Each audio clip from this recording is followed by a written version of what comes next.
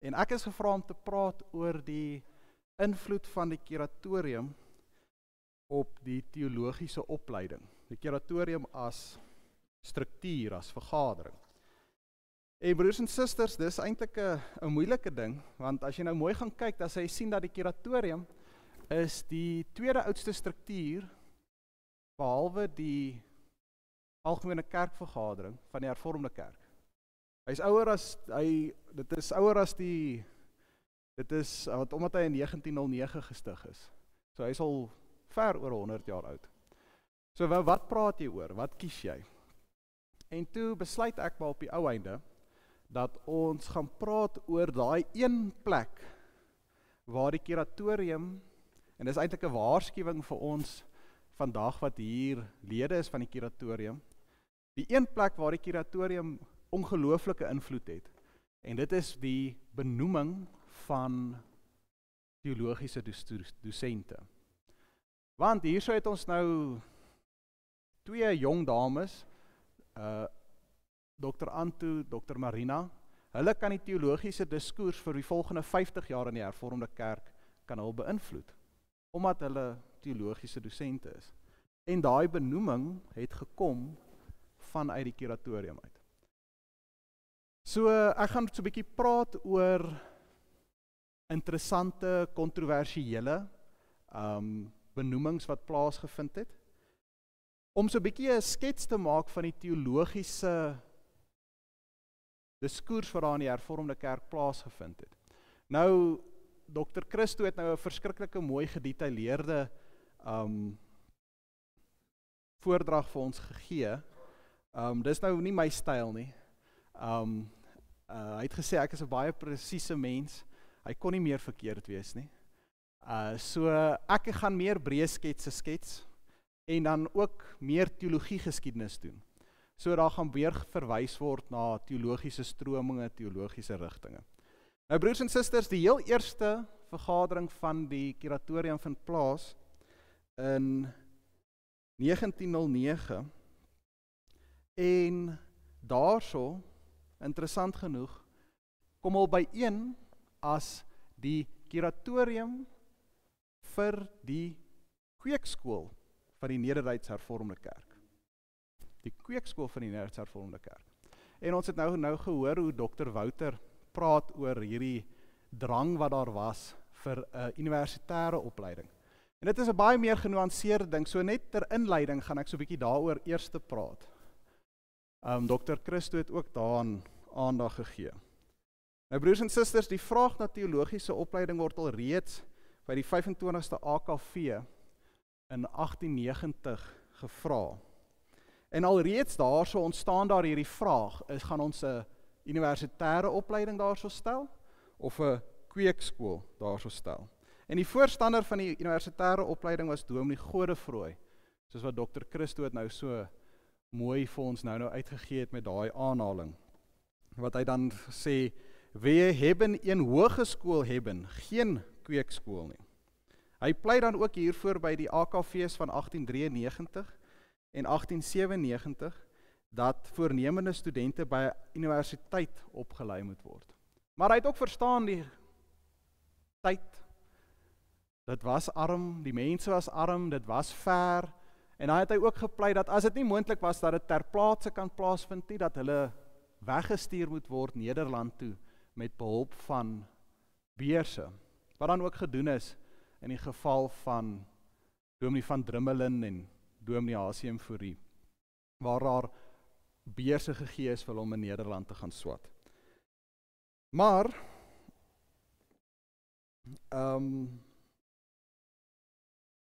die mislukte kerkvereniging het egter gesorg dat daar nie veel gevorder is op die teologie terrein van teologiese opleiding nie.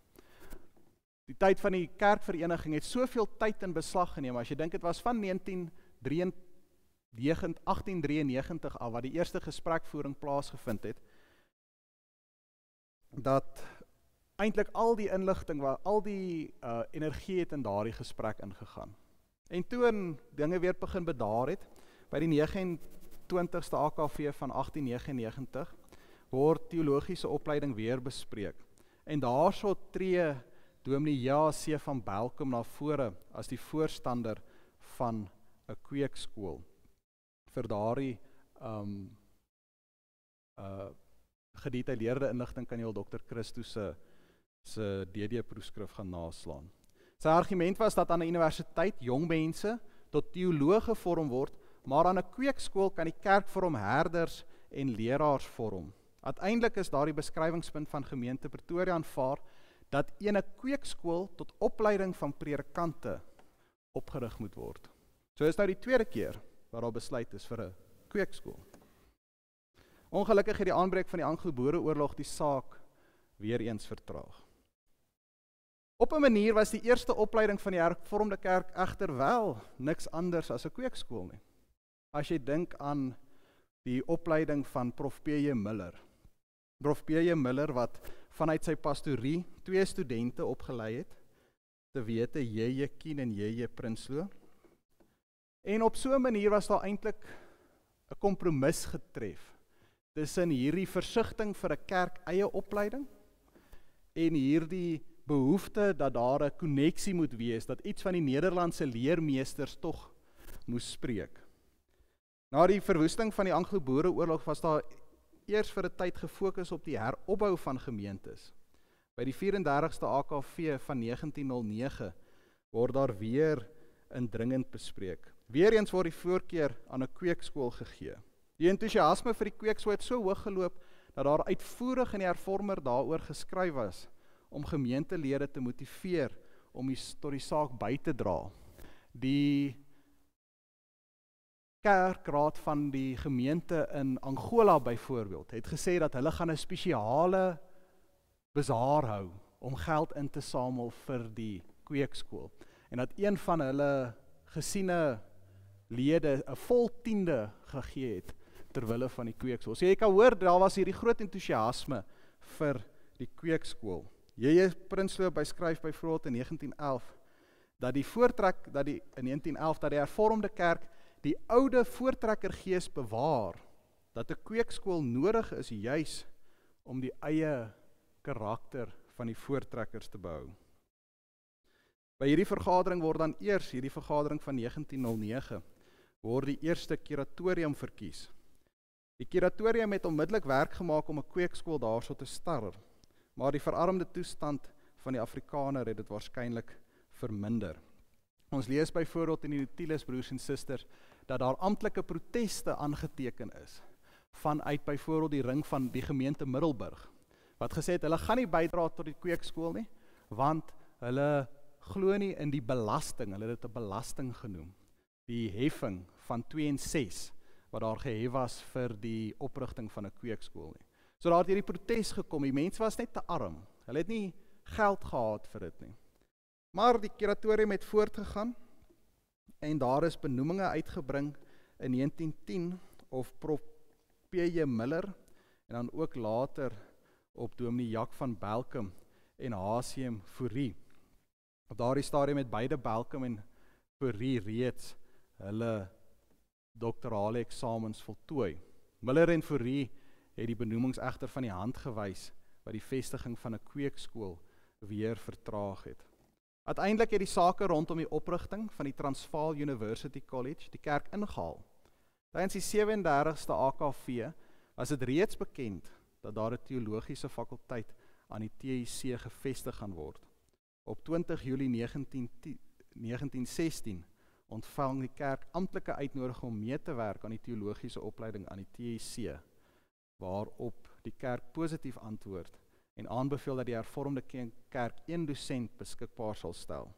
Op hierdie manier, ten wil en dank en aanblik op 'n, ek wil sê op 'n plotselinge manier, het die kerk 'n teologiese opleiding aan die universiteit gekry. Alhoewel die voorkeur herhaaldelik uitgespreek was vir 'n kweekskool, het die geskiedenis eintlik die kerk maar net ingehaal. Maar nou soos wat Dr. Christo ook gesê het, die konteks van daai tyd was so, dat die universiteit homself direk kon vereenselwig met die gemeenskap. So vir die kerk was dit maar eintlik om ewe. 'n Universiteit of 'n kweekskool, daar was nie so groot verskil soos wat daar vandag van gepraat word nie. Ja, dis 'n vraag oor waarom die voorkeur vir 'n kweekskool bo 'n universitêre opleiding. Waarskynlik is 'n eie universiteit vir die Transvaal as onmoontlik gesien. Onthou, die TSC het aanvanklik bekend gestaan as die South African School of Mines en is eers in 1896 gestig in Kimberley, grootliks deur myngeld. Daarom dat Dominee Godefroy aanvoer dat predikante in Nederland moet opgelei word. Die voorkeur het egter op die kook geval, want dit was 'n groot aantal van die predikante geken het. 'n Daai belangrike ding wat ons moet onthou in hierdie tyd, broers en susters, is dat daar grootliks vry beroep is uit die NG Kerk uit, wat almal hulle opleiding by 'n kweekskool gehad het in Stellenbosch. Van die 11 predikante in 1909 was 5 afkomstig uit die NG Kerk se kweekskool en slegs 6 het hulle opleiding ontvang by Hollandse universiteite. Dis 'n belangrike punt wat mense moet onthou, broers en susters, dat die gemeentes het vertroue gehad in die kweekskool in Stellenbosch. Hulle het soveel vertroue gehad dat selfs nadat die algemene kerkvergadering 'n besluit geneem het dat daar mag nie predikante beroep word vanuit die NG Kerk nie, het die gemeente Pretoria nog steeds vir Dominee Broekhuizen beroep.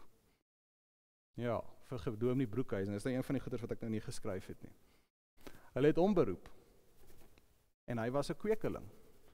So, broers en susters, dis 'n baie genuanceerde vraag, en dis kom ek dit as inleiding vir ons gee, hierdie vraag na teologiese opleiding.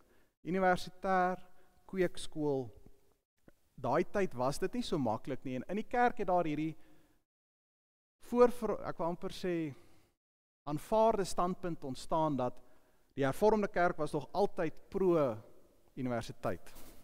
Ons het dit nie 'n halfuur terug gehoor nie. En as jy nou gaan die bronne nagaan, dan sal mens sien dat dit is tog 'n meer genuanceerde vraag. Nou broers en susters, die rede hoekom ek nou ook hierdie inligting vir julle gegee het, is dat as ons dink aan die teologiese opleiding, dan dink ons baie keer aan die teologiese opleiding by Tikkies. En die teologiese opleiding by Tikkies was nie die enigste teologiese opleiding wat plaasgevind het nie. Want die eerste benoeming van teologiese studente het alreeds plaasgevind in 1910. So daar kan eintlik gepraat word van die benoemings wat plaasgevind het voor 1917 toe die universiteit gevestig is.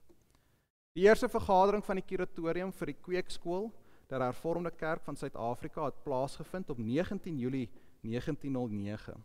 By hierdie vergadering is Prof. P.J. Miller benoem as eerste hoogleraar. Soos alreeds genoem was Prof. P.J. Miller alreeds vanaf 1909 informeel besig met teologiese opleiding. Hierdie was dus 'n poging om dit te formaliseer. Hy het egter die benoeming van die hand gewys omdat hy alreeds van plan was om terug te keer na Nederland. Maar dit is egter belangrik om 'n tipering van Miller se teologie te doen, aangesien dit byval gevind het by die kuratorium en die kerk. Nou, hulle het gegaan, wie kan ons vra om dominees op te lei? Ons gaan Prof. Miller vra. So is belangrik om te vra, maar wat was Prof. Miller se teologie? Miller se benadering tot die teologie kan veral gesien word deur sy uitgangspunt dat die godsleer nie net berus op die Heilige Skrif nie, maar ook bepaal word deur die religieuse ervarings van die mens. Op hierdie manier was hy tipies van die 9de eeuse Nederlandse teologiese rigting, naamlik die etiese teologie. Hy word dan ook deur Prof. S.P. Engelbrecht beskryf as eties orthodox. Kortliks verwys die etiese teologie na die 19de eeuse Nederlandse teologie wat 'n etiese waarheidsbegrip toon en dis 'n sterk aversie het teenoor dogmatisme of proposisionele teologie. Die etiese teologie staan regs van die liberale teologie en links van die ortodokse teologie en was dus 'n kontroversiële standpunt wat uit alle oorde aangeval is. Veral vanuit die ortodokse kringe wat die etici geskaar het by die liberales. Etiese teologie het 'n kritiese ingesteldheid rondom die Bybelwetenskappe van die liberale teologie probeer behou, maar ook lojaal teenoor die kerk en die belydenisskrifte gebly, soos in die ortodokse teologie. Die etiese teologie was 'n doelbewuste poging om 'n nuwe sisteem daar te stel, 'n sogenaamde derde opsie, soos wat Prof Jimmy Louder dit typeer. Hierdie derde opsie het hulle ingeneem as gevolg van hulle openbaringsleer en hulle skrifverstaan. Ervaring en openbaring is vir die etiese teologie verstrengel. Die algemene openbaring is eintlik die bekendmaking van Christus as die eerste geskapene, volgens Kolossense 1 vers 16. Ervaring is ook deel van die algemene openbaring. Dus kan die etisie van die openbaring praat as die ervaring van Christus op watter wyse ook al. Die ervarings van Christus word deur verskillende mense deur die eeue ervaar en dit gee dan aanleiding tot die Bybel. Hierdie skrif vind dan neerslag in die gemeente.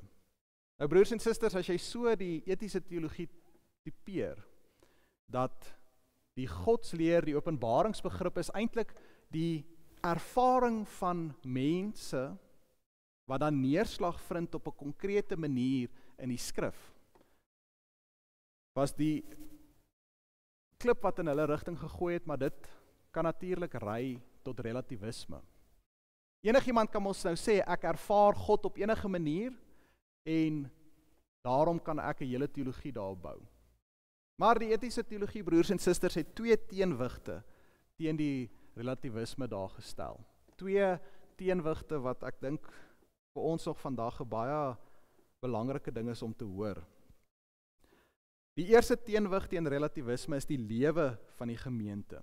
Veral die vroeë etici en Falaton het die lewe van die gemeente gesien as die toetssteen vir die teologie. Die gemeente is niks anders as die gemeenskaplike ervaring van Christus deur die gemeente nie, wat ons vandag die tradisies sal noem. Dit oorskadu die individualisme wat tot 'n ervaringsteologie kan lei. Die etici het ook 'n sterk uitgewerkte pneumatologie gehad. In die ervaring van Christus is die Heilige Gees betrokke, wat die mens van binne af verlig. Dit is die Heilige Gees wat sal keer tot totale subjektiwiteit. Hierdie etiese ingesteldheid van Miller se benadering tot die teologie kan veral gesien word deur sy uitgangspunt, toe hy die benoeming as hoogleraar bedank en die persoon wie hy aanbeveel niemand anders is as W.J. Alders, 'n gesiene godsdienstwetenskaplike uit die etiese kring nie. Verder was Miller saam met P.D. Chantepie de la Soucier nog 'n voorstander van die etiese rigting as dosent verantwoordelik vir die opleiding van Nederlandse hervormde predikante aan die Universiteit van Amsterdam. Die plek wat Miller vir die etiese teologie gewen het in die vroeë periode van die teologiese opleiding kan ook gesien word in die twee predikante wat die kuratorium in 1912 benoem het, naamlik H.C.M. Fourie en J.C. van Belkom. Van Belkom word as middelkonfessioneel deur Dr. Pretorius beskryf. Alhoewel hy die openbaring in die historiese begrond en van daaruit die historiese kritiese skrifondersoek benader. Die klem wat van Belkom op die verbintenis tussen leer en lewe geplaas het, asook die openbaring as ontmoetingsgebeure deur sy verbintenis met die vroeë etiese strominge, soos deur J. Ginning Jr. geformuleer is. H.C.M. Fourie het ook doktoreer in Utrecht Nes van Belkom.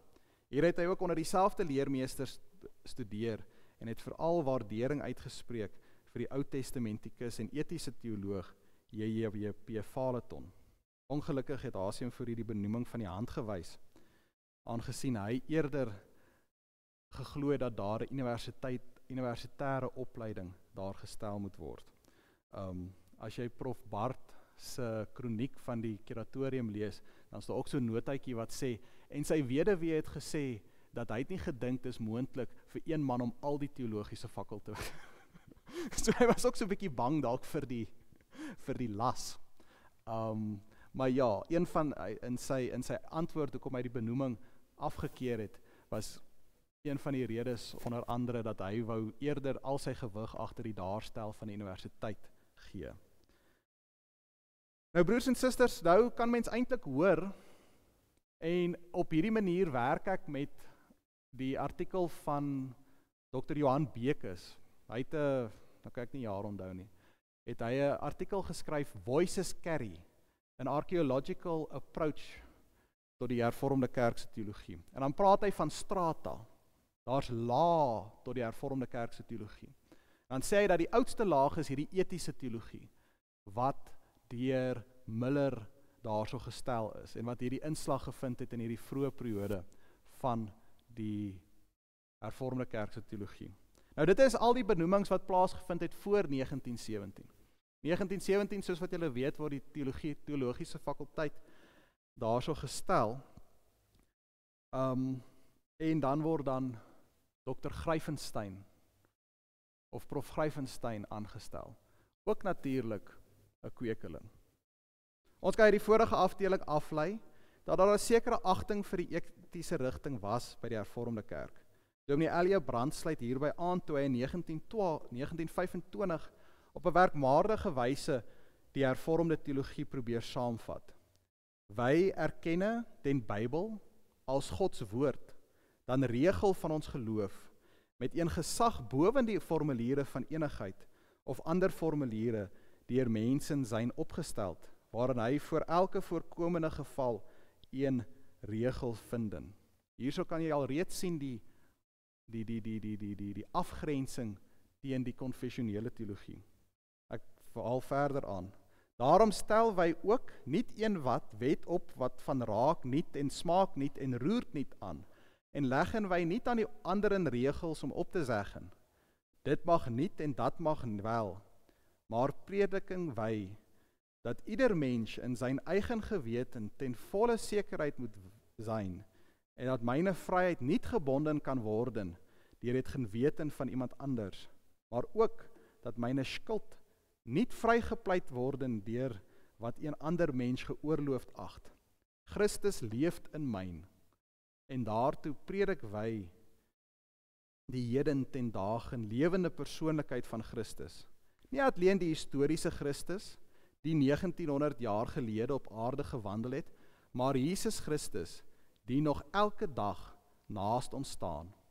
Dese persoonlike verhouding tot opgang met Jesus Christus kom tot stand deur het geloof, die wonderlike vereniging van kennis en vertroue, waardeur wat objektief buiten ons waar is, als een persoonlike oortuiging subjektief in ons opgenomen word. Dit klink amper methodisties, soos wat hy praat, oor hierdie persoonlike verhouding wat daar moet wees met Jesus Christus. Maar dis presies wat die etiese teologie daar gestel het. Daar moet uit hierdie ervaring van Christus word die teologie beleef, in samespreking tussen die gemeente, wat die tradisie en die gees wat ons bepaal. So jy kan baie duidelik hoor, wat hierso by Dominee Brand gesê word. Die traject word verder gevoer met die aanstelling van J.H.J.A. Gryvenstein as eerste hoogleraar van die kerk in 1917. Hy het na sy matrikulasie aan die Victoria College in 1897 vir 6 maande skool gehou en toe teruggekeer vir die Kaapse intermediaire eksamen. Daar het hy ingeskryf vir die BA-graad, maar hy het sy studie onderbreek om 'n Kaapse rebel deel te neem aan die Engelse oorlog. En net so kantnota, dit is, party kerkhistories sê, dit is die rede waarom hy aanvaarbaar was vir die klomp Transvaalers, omdat hy as Kaapse rebel bereid was om homself te skaar by die onafhanlikheidsoorlog. Hy is gevange geneem in 1900, maar vrygelaat om onder toesig van die Kaapse regering sy studies privaat voort te sit. En in 1902 het hy die BA-graad ontvang. Daarna skryf hy in by die Kweekskoop Stellenbosch en voltooi sy studie daar in 1905. Na aflegging van die kandidaatseksamen in legitimasie, vertrek hy na Edinburgh vir verdere studie. Die semester was daar reeds aan die gang en daarom verskuif hy na Utrecht, waar hy op 21 Junie 1906 inskryf vir die doktorale studie. Hy promoveer op 27 Januarie 1911 in Utrecht met die proefskrif getitel Die Sosiale Utilisme van Bentham. Gryvenstein het hom tuis gevind in die konfessionele teologie, maar het geen geheim daarvan gemaak dat hy groot waardering vir een van sy leermeesters, Valeton, gehad het nie. Valeton was een van die leiersfigure in die etiese teologie. Pont meen dat Gryvenstein 'n konfessionele teoloog was, terwyl Louder van Aarde en van Eck hom as 'n etiese teoloog beskryf. Waarskynlik lê die antwoord daarin dat die etiese teologie in Nederland ook groot waardering vir die belydenisse skrifte gehad het en hul teologie ten behoewe van die hervormde kerk in Nederland beoefen het. Grywenstein se standpunt wat die etiese teoloos in Echo kan duidelik gehoor word in 'n lesing wat hy gee in 1925. God is kenbaar, geen kennis van hom te besitten is te gelyk het ewige lewe te besitten. Die kennis is nie iets bloot verstandeliks, sy is geestelike intuïtie en is gegrond op sedelike gelykheid en geestelike gemeenskap. Hy die God liefhet, ken hom. Liefde is die wesen van kennis van God. Weereens hierdie ervaringsteologie wat beskryflik. Kortliks kan die invloed van die etiese teologie net kortliks as volg beskryf word. S.P. Engelbrecht word aangestel in 1921. Hy promoveer in Utrecht onder H.T. Oobink, een van die bekende etici. Louder is ook van mening dat S.P. Engelbrecht in sy boek Nieuw Calvinisme 'n etiese standpunt verwoord. Die feit dat die etiese tydskrif Stemmen van Waarheid en Vrede gepubliseer, dat hy in die etiese tydskrif Stemmen van Waarheid en Vrede gepubliseer het terwyl Engelbrecht in Nederland of in Utrecht was, is ook van belang. In 1926 word B. Gemser aangestel as dosent. Hy is 'n student van L.H.K. Bleker en L. Bol, onder wie hy in Groningen promoveer. Hierdie twee was die leidende figure in die derde generasie etiese teologie. Gemser en van Selms, wat in 1938 aangestel is en onder Oobink gepromoveer het volgens Louder hulself as etiese teoloog beskou. Die etiese inslag van hulle teologie kan gesien word in die kommentaarreeks Die Prediking van het Oude Testament, waarin beide 'n groot aandeel gehad het en besondere groot invloed op die prediking van veral hervormde predikante uitgeoefen het. Ek dink meeste van ons kan sê dat ons het ten minste 1 of 2 kommentare uit hierdie reeks, die prediking van het Oude Testament. Nou broers en susters, dit was die eerste stratum van die hervormde kerk se teologie, wat gevloei het uit hierdie benoeminge wat die kuratorium probeer maak het. Maar soos ons nou gesê het, ons as jonger predikante weet niks van die etiese teologie nie. Wat het daarvan gebeur? Hoekom het dit net weggeraak? As die etiese teologie so 'n belangrike rol gespeel het in die eerste periode van die teologiese opleiding, is dit 'n legitiemer vraag waarom dit so relatief onbekend is. Die antwoord lê waarskynlik in die opkoms van die dialektiese teologie. Word algemeen aanvaar dat dialektiese teologie 'n groot invloed op hervormde teologie uitoefen. Die etiese teologie se invloed het teen die middel van die 20ste eeu gekwyn, alhoewel daar nog sekere invloed in die Bybelswetenskappe was. Die opkoms van die dialektiese teologie van Karl Barth, wat die ortodokse benadering in die teologie tot 'n groot mate gerehabiliteer het. Die dialektiese teologie het daarin geslaag om op 'n meer gesistematiseerde wyse as die etiese teologie antwoorde te bied op die vrae wat die verligting en die rasionalisme aan die orde gestel het. Hierdie organiese ontwikkeling hou grootliks verband met die drievoudige gestalte van die woord van God, soos deur Karl Barth verwoord is. Die dialektiese opvatting dat die skrif, eers deur die werking van die Heilige Gees en die verkondiging van Christus, die woord van God word, is analoog tot die etiese opvatting dat die openbaring in Christus self lê.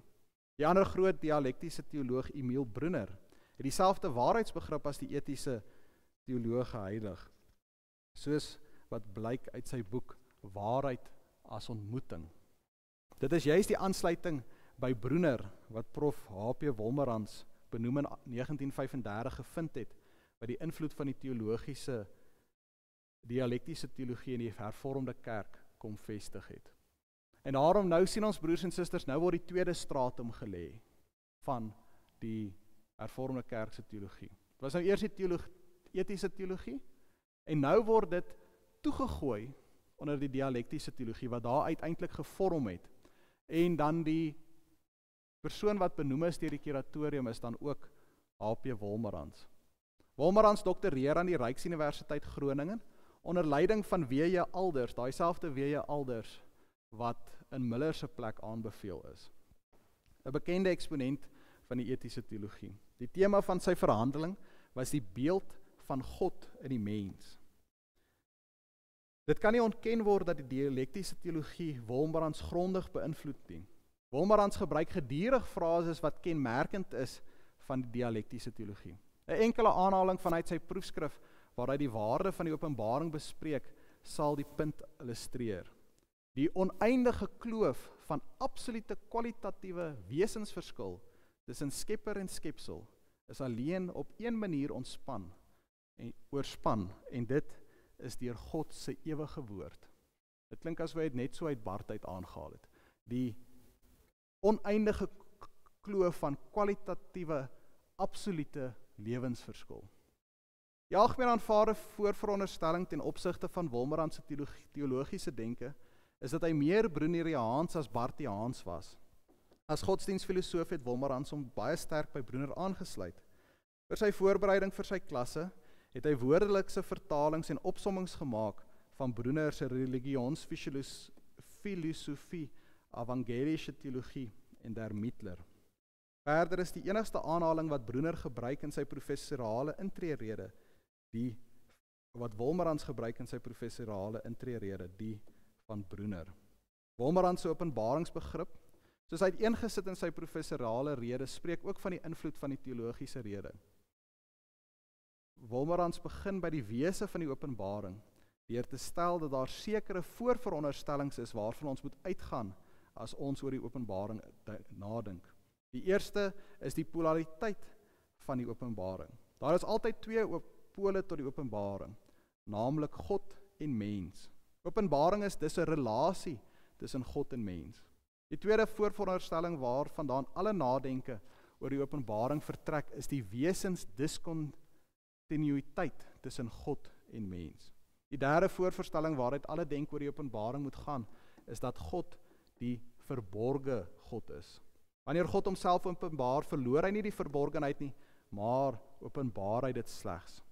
Die slotsom waar by Wolmarans kom, is die enigste openbaring wat die wesensdiskontinuïteit tussen God en die mens kan oorbrug, wat die verborge God sigbaar kan maak, die relasie tussen God en die mens daar te stel, die mensgeworde woord Christus is. Die mensgeworde woord Jesus Christus is. So broers en susters, selfs in sy professorale intreerede, waar hy juis gepraat het oor die openbaringsbegrip. Ons het nou gehoor hoe geweldig belangrik openbaring, skrif verstaan, al daai goeters is vir jou teologiese beoefening is, sluit Wolmarans baie sterk aan by dialektiese teologie. Net kortliks kan ons ook sê, met die benoeming van Wolmarans word die dialektiese teologie op die voorgrond gestel. Prof. B.J. Engelbrecht benoem in 1952 en wat promoveer oor die tydstruktuur van die gedagtekompleks Hegel, Kierkegaard, Barth en Prof. Van Zyl benoem in 1959 en promoveer onder Prof. Wolmarans oor die analogia entis.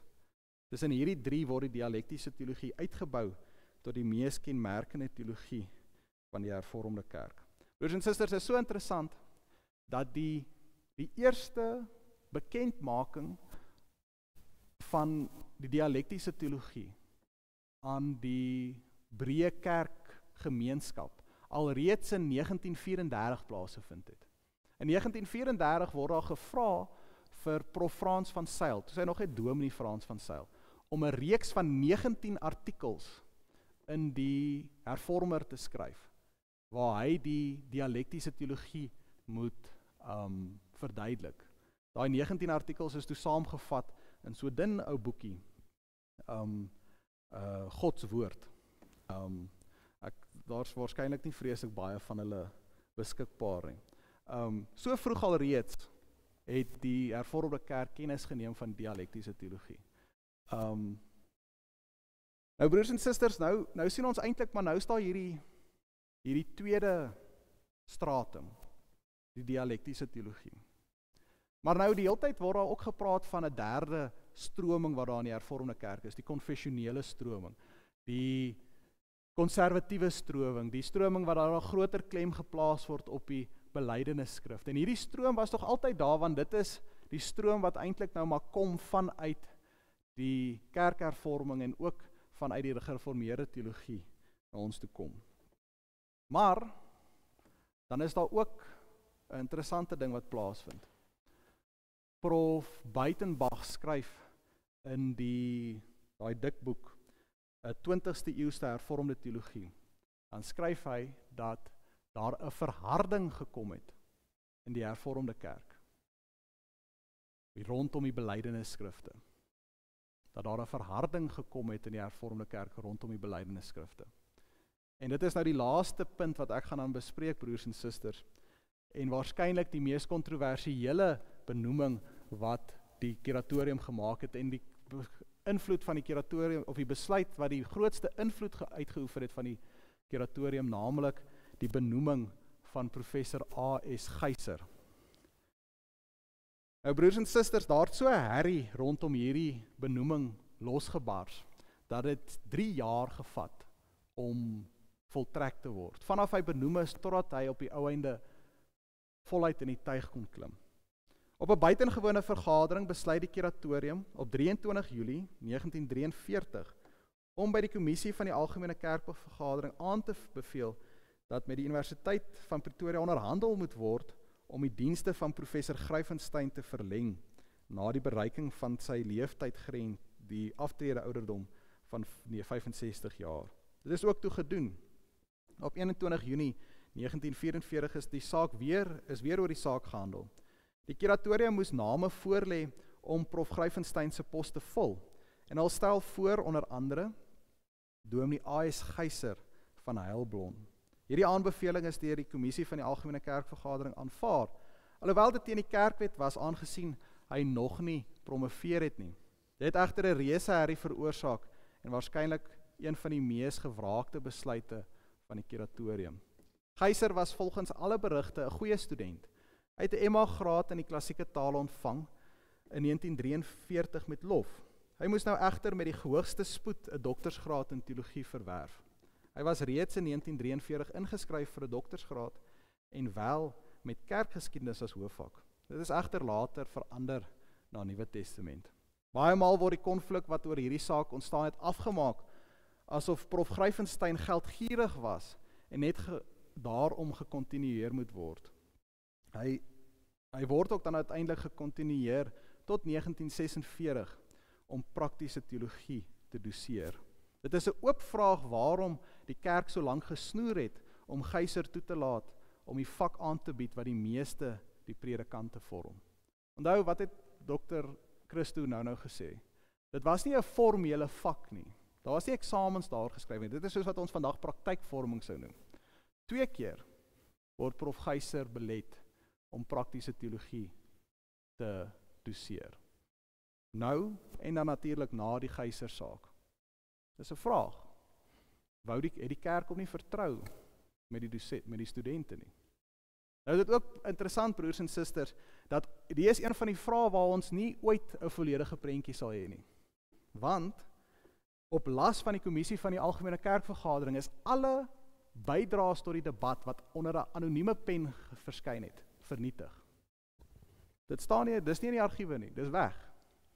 So ons weet eintlik nie wat gebeur het nie, ons het nie die volle prentjie daarvan nie. Al wat ons weet is dat vir 3 jaar is daar gesloer met sy aanstelling, en in daai 3 jaar is hy mettertyd toegelaat om Nuwe Testament te studeer, en dan eers na 3 jaar om praktiese teologie ook te doseer. Die mees waarskynlike rede vir hierdie sloer is omdat daar 'n diep liggende spanning was binne die fakulteit. En dis ook pertinent om dit te noem, broers en susters. Veral in lig van die debat wat daar in die oomblik in die kerk is, hierdie spanning wat daar bestaan tussen sekere persone se opvatting oor universitêre opleiding, kweekskoolopleiding. Daar was nog altyd spanning binne in die fakulteit. Daar was 2 prole. Die pro-Nederlandse sappe onder prof SP Engelbrecht en die natte onder prof HP Wolmerans. Dat Geyser hom by prof Engelbrecht geskaar het en dat Engelbrecht ook die aanstelling van Geyser gedryf het, word duidelik uit die brief wat Geyser aan sy liewe oom Fani rig op 9 Augustus 1944. Daarin sê hy onder andere: Oom Fani, ek wou dat hier nooit enige vergysing om my persoon, al is dit dan ook net van Prof HP en Kie, moes ondergaan nie. In soverre hoop ek om u te vergoed, dat ek wel in September 45 sal doktoreer. In 1946, toe die saak nog nie uitgeklaar is nie, skryf Geyser 'n proteskrif aan die kommissie van die Algemene Kerkvergadering, dat die agitasie, wat helaas nie altyd sonder politieke skadukant was nie, het die fakulteit van bo tot onder geskeur. Baie sterk woorde wat hierso gebruik word, om die toestand in die fakulteit te beskryf in 1946. Hierdie skeur sal nog lank geld. In 1951 skryf HP Wolmerans aan die nuut aangestelde B. Engelbrecht 'n brief en sit die saak as volg uit. My verdere beswaar teen die redaksie van die HTS, want die gesprek het gegaan oor die redaksie van die HTS. My verdere beswaar is nog dit. Ons afdeling van die fakulteit is vandag in Suid-Afrika nog die bolwerk van die Hollandse jingoïsme en teologiese studies is sy mondstuk. En op die algemene vergadering het u gesien dat ons mense, behalwe die sappe, hier moeg van is. Hulle voel dit ook heeltemal reg aan dat die Hollandse jingoïsme en die Engelse jingoïsme dieselfde ding is. Dit is die motief wat van die begin af agter teologiese studies gesit het. Maar as jy en ek, dis nou Prof B. Engelbrecht, lid van die redaksie is, sal dit ons taak wees om dit in Afrikaanse rigting te stuur en om ons te verset teen die Hollandse jingoïsme. So broers en susters, jy kan hoor, dit was daar's nog 3 bladsye. Dis nog 5 minute, askies, ek het nie agtergekom, ek praat so baie nie. Hierdie spanning wat in die fakulteit geheers het natuurlik die tafel gedek vir die veelbesproke Geyser saak. Die saak het 'n lang aanloop gehad. Geyser het homself teen artikel 3 van die 1951 kortwet uitgespreek en was 'n medewerker aan die publikasie Vertraagde Aksie, wat die rassebeleid in Suid-Afrika gekritiseer het. As gevolg van sy uitgesproke standpunte word hy deur die kommissie vermaan om uiters versigtig op te tree. Toe die 53ste Algemene Kerkvergadering op 9 Maart 1961 byeenkom, het 'n voorstel van Geyser gedien om artikel 3 van die 1951 Kerkwet, wat lidmaatskap van die Hervormde Kerk tot blankes beperk het, aan die skrif getoets moet word deur 'n paneel van eksegete. Hierdie beskrywingstyd het 5 dae van die vergadering in beslag geneem. Tydens dieselfde vergadering het ook 'n verslag van Prof HP Wolmerans Pont, Oberholzer van Rensburg en Engelbrecht oor artikel 3 gedien. Geyser het hierdie verslag verwerp, aangesien die persone wat dit opgestel het, in sy opinie nie eksegete was nie. Dit is nogal 'n vreeslike ding om te sê oor jou kollegas. Geyser se voorstel is verwerp en in die genotuleerde besluit is Geyser spesifiek daarop gewys dat hy homself moet onderwerp aan die besluit. Hierdie optrede van Geyser het veroorsaak dat daar 'n byna onuithoudbare spanning en ontevredenheid in die fakulteit geheers het in verband met professor Geyser. En dat het wil voorkom asof daar geen vertroue meer in die kerk teen hom was as gevolg van die optrede oor 'n lang periode nie. Aldus Prof Bart Oberholzer. Dit is dus moontlik om af te lei dat die aanklag van Dalier nie uit suiwer teologiese oord gekom het nie. Maar dit word ook bevestig deur die feit dat daar besluit is om Geyser af te dank as professor in praktiese teologie, nog voordat hy skuldig bevind is. Die rede waarom die Geyser saak so belangrik is, en as 'n vermaaning moet dien oor die invloed van die kuratorium, is dat ons aan die Geyser saak 'n verharding van die Hervormde Kerk se standpunt ten opsigte van die belydenisskrifte sien. 'n Mens kan immers nie 'n persoon van kettery beskuldig en dan vrylik met die belydenisskrifte daarna omgaan nie. Byvoorbeeld B. Engelbrecht in sy dogmatieklesings het hierna baie sterker begin plaas op Calvyn en die belydenisskrifte se teologie en al minder op die dialektiese teologie van sy vroeë loopbaan. Die Geyser saak het ook direk daartoe gelei dat die HCM Fourie Stichting tot stand kom om 'n tuiste vir konservatiewe predikante te wees. Binne hierdie groepering het daar 'n verharding van standpunte ten opsigte van die politiek, kerk en belydenis gekom. Broers en susters, Daarso kan jy nou eintlik sien, hierdie amorfiese konfessionele rigting, wat daar in die hervormde kerk was, nog altyd was, het toe 'n blyplek gekry, om die Nederlandse woord gekry, daartoe 'n modaliteit gevorm. Waar daar nooit in die hervormde kerk gepraat kon word van modaliteite, soos wat daar in Nederlandse, maar toe die HCM4 vriendekring gestig word, toe staan dit tuiste. En toe kon hierdie goeders daar uitgebou word, dit kon bespreek word, daar kon 'n groter beslag daarin gegee word. En daar word nou die 3 strata van die teologiese opleiding. Die vroegste strata, die etiese teologie, tweede strata, die dialektiese teologie, wat Prof Frans van Zyl nog verlang. Ek dink hy het in 2009 sy laaste artikel oor Bart geskryf.